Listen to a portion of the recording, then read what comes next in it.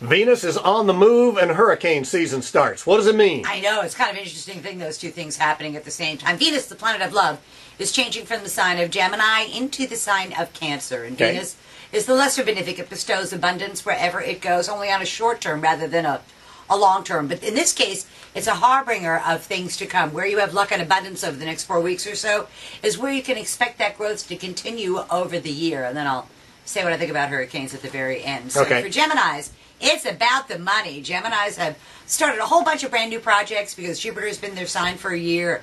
Personal projects, professional ones. Well, this year, starting this week, is when money begins to show up as a result of that effort, of the fruits of their labor. And I gotta tell you, they make more money over the next year or so than they have any time in the last 4 or 5, so that's pretty good news for them. Yeah. For Cancers, Venus is entering their sign, and Cancers have been feeling kind of low lately. They haven't had the energy that they needed.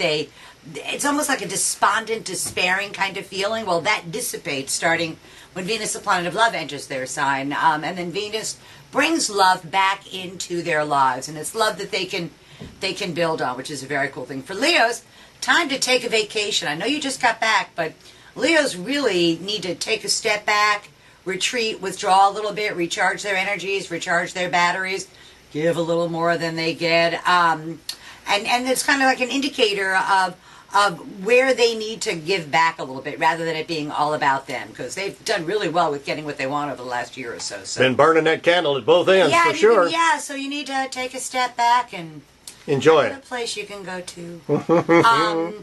Virgos. Venus is in their 11th house of hopes, wishes, goals, and objectives. Group associations.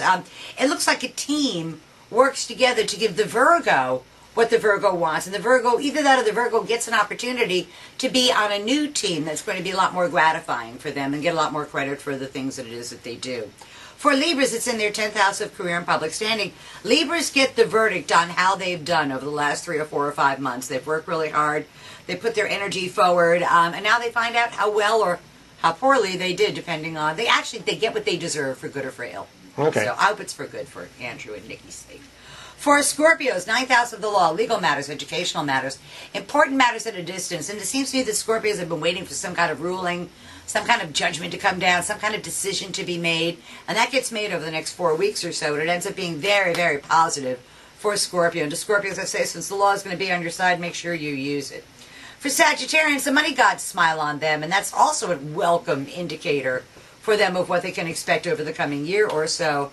And it's unearned income. It's money that kind of falls out of the sky on them, or money for work that they've already done. But it's not earned income, it's unearned income, and it restores their good humor. For Capricorns, it's in their 7th house of partners. Their partnerships are in the spotlight for one reason or another.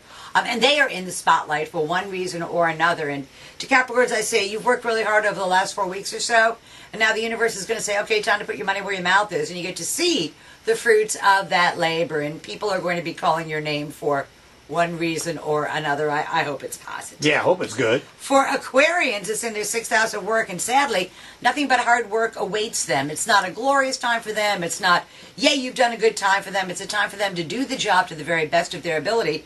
But the good news for Aquarians is some obstacle that had been in their way moves out of their way. Either she retires, but for one reason or another, the work environment gets a lot easier for Aquarians. For Pisces, this is their favorite time of year to have fun. They want to sing, they want to dance, they want to love, they want to be entertained. It's all about amusements and pleasures, children's sports, anything having to do with the love principle and the creative principle. It goes very, very well for Pisces. And if they're single, they're likely to meet somebody. If they're married, that's likely to go well. For Aries, it's in their 4th house of home. And they are remodeling their home, refurbishing their home, putting new roofs on, doing that kind of thing. And it's all about doing things at home rather than out into the world. And then for Taurus is the last sign.